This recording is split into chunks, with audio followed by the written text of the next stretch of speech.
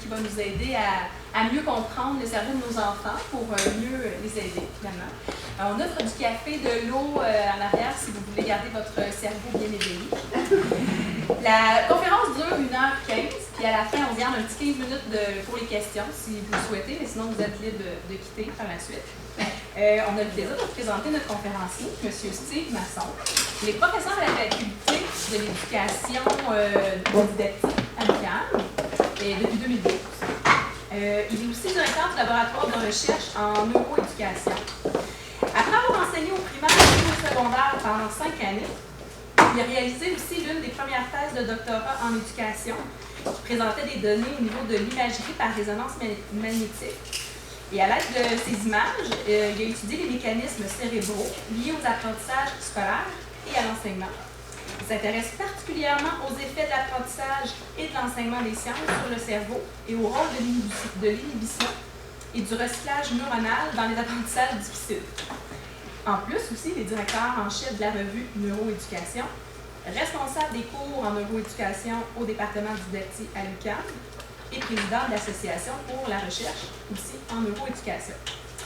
Il a d'ailleurs gagné un prix en 2013, le prix Pat Clifford pour ses recherches en éducation. Alors, sans plus attendre, je le laisse parler de sa présentation.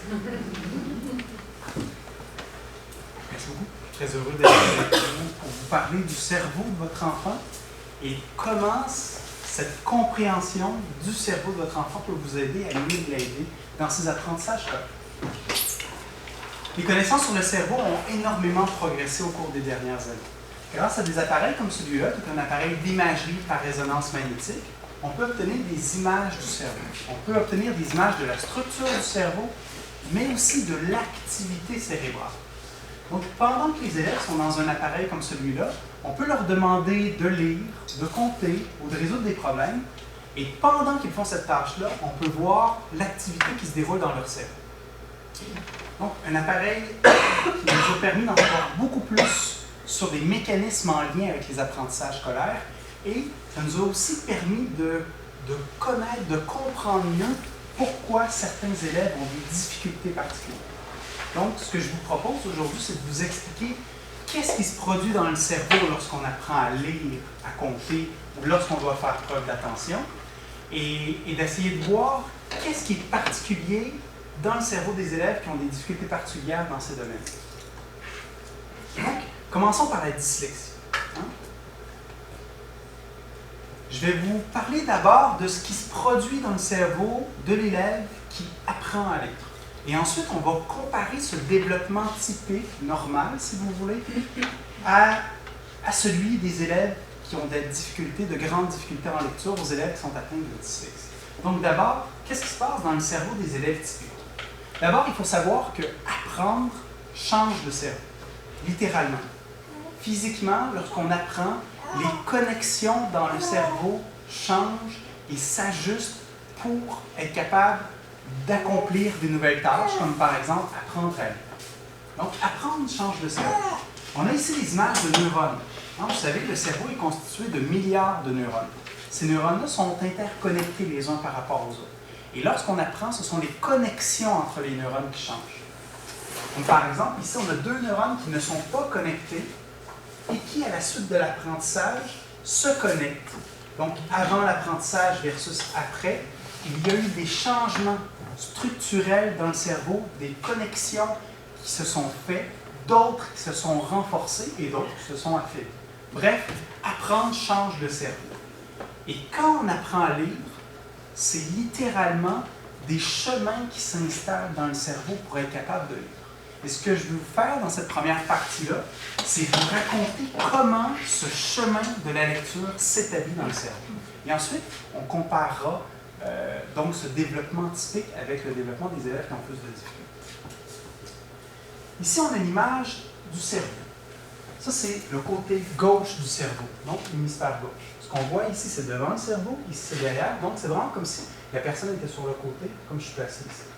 De ce côté-ci, c'est l'inverse. C'est plutôt le côté droit, l'hémisphère droit du cerveau. Et les taches de couleur représentent en fait quelles sont les régions qui s'activent au cours du processus de la lecture. Lorsqu'on voit un mot, ce qui se produit dans le cerveau, 170 millisecondes après avoir vu ce mot-là, donc un peu plus qu'un dixième de seconde après avoir vu le mot, il y a une certaine région cérébrale du cerveau qui s'active. Cette région cérébrale ici. Cette région cérébrale est liée à la capacité de reconnaître les lettres et les mots. Quelques instants plus tard, l'information va voyager à travers les chemins de la lecture dont je vous parle. D'abord, les régions cérébrales juste à côté s'activent pour ensuite envahir toute la partie gauche du cerveau. Vous avez vu, il n'y a pas grande activité dans la partie droite du cerveau, mais beaucoup d'activité dans la partie gauche. Donc, ce qui se produit, en fait, c'est ici, les élèves reconnaissent les lettres et les mots. Ici, entrent dans des régions qui sont associées au langage, à la parole. Et ce sont dans ces régions-là que se situe le sens des mots. Lire, c'est non seulement voir des lettres, mais c'est aussi être capable de comprendre ce qu'on est en train de lire. Et pour être capable de comprendre, il faut d'abord reconnaître ces lettres-là, puis aller chercher le sens des mots qu'on est en train de lire. Et donc, ce parcours de l'activité cérébrale d'ici jusqu'ici, c'est ce qui permet la lecture. Mais ce chemin-là, qui permet aux neurones de s'activer de façon enchaînée à tour de rôle, en partant de derrière le cerveau, juste vers la partie latérale du cerveau, c'est quelque chose qui se construit, qui se développe. Donc, si on avait à synthétiser, ça c'est une image toujours du cerveau vu de la gauche, l'hémisphère gauche du cerveau, et ce sont différentes régions liées à la parole. L'ensemble de ces régions-là nous permettent de parler, mais aussi de comprendre le langage oral. Ce qui est intéressant de mentionner, c'est que chez la majorité des gens, le langage se situe dans l'hémisphère gauche du cerveau. Donc, toutes les neurones, les assemblages de neurones qui codent, qui emmagasinent le sens des mots que vous connaissez, se situent dans cette région. Et quand on apprend à lire, on prend appui sur ces régions cérébrales de la parole et du sens des mots qui existent déjà, mais il faut tracer un chemin. Donc, d'abord, l'information visuelle entre derrière le cerveau. Vous savez, lire, c'est observer, regarder, et nos yeux sont connectés à notre cerveau derrière via le nerf optique. Donc, les stimulations visuelles activent d'abord les neurones complètement derrière notre cerveau. Ces neurones-là activent d'autres neurones à côté qui activent d'autres neurones à côté. Donc, de cette façon-là, ici, on reconnaît les mots. Et ensuite, cette information va se déplacer jusqu'à dans les régions du langage pour accéder donc au sens de ce qu'on est en train de dire. Ça, c'est chez l'élève typique, il se produit, il se construit ce chemin de la lecture. Qu'est-ce qu'il y a de particulier lorsque les élèves ont des difficultés en lecture? Il y a carrément des études qui ont comparé l'activité et la structure du cerveau des élèves qui développent des aptitudes standards en lecture versus ceux qui ont de nettes difficultés. Et on remarque les changements. D'abord, chez les élèves en général, qui développent un certain niveau de lecture, un certain niveau de compétence en lecture, on observe deux changements entre 7 et 18 ans. Donc, 7 ans étant carrément le début de l'acquisition de la lecture, et cette acquisition se consolide avec les années, si bien qu'entre 7 et 18 ans, il y a eu des changements qui se sont faits dans le cerveau. Et l'un des changements, il y a deux changements importants qui se produisent.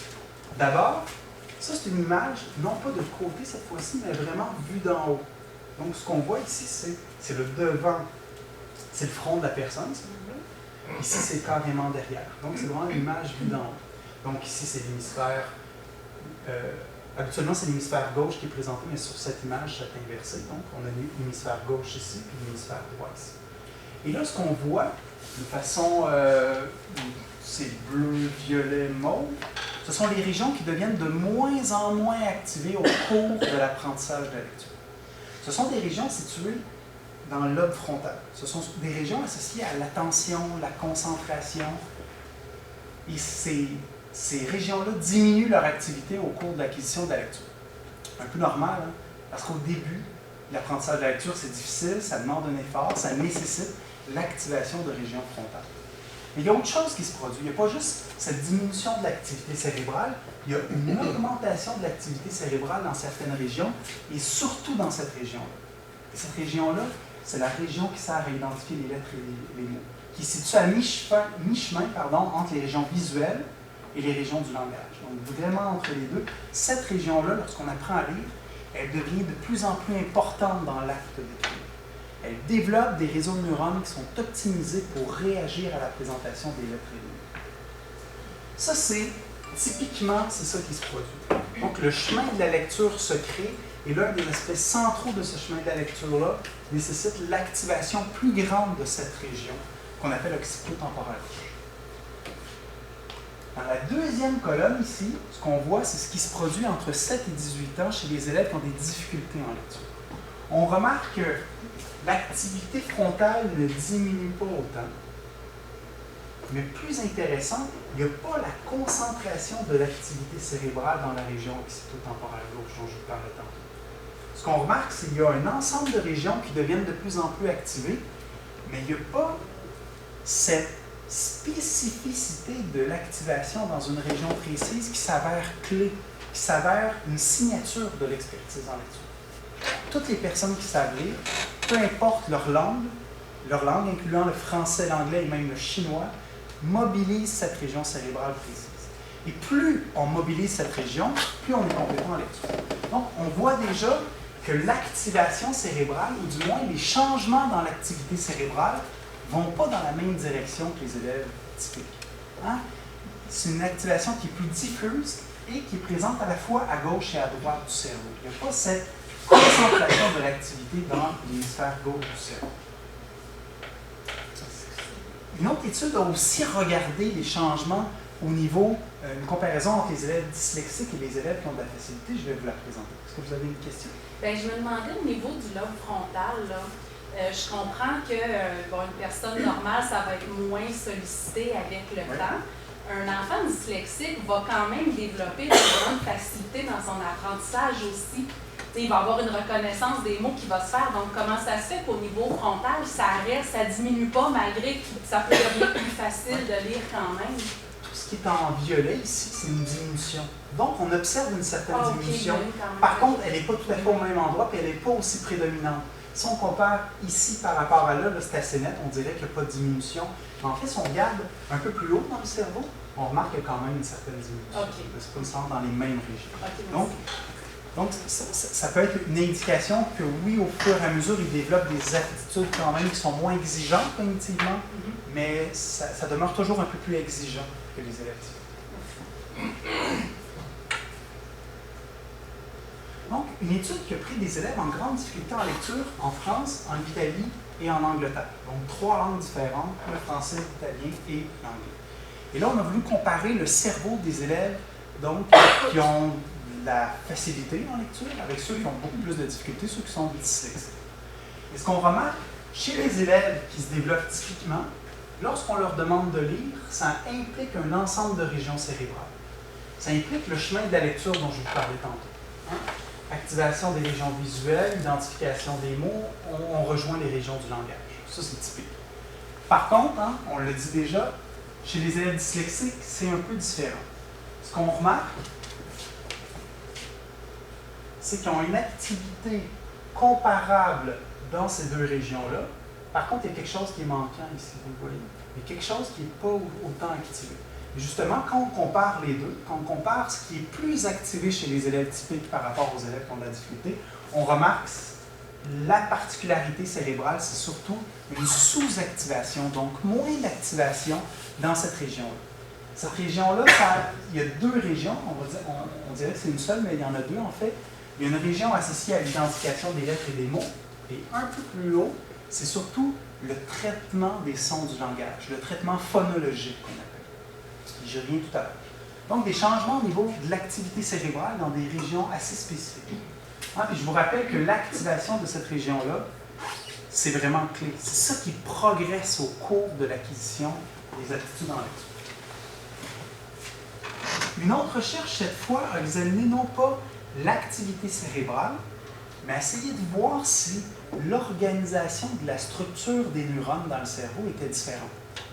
Et ils ont remarqué qu'il y avait une région en particulier, hein, très près de celle dont on parlait tout à l'heure, qui cette fois-ci, on remarque que la densité de la matière grise, elle est plus élevée dans cette région-là, de façon étonnante, de façon anormale, atypique.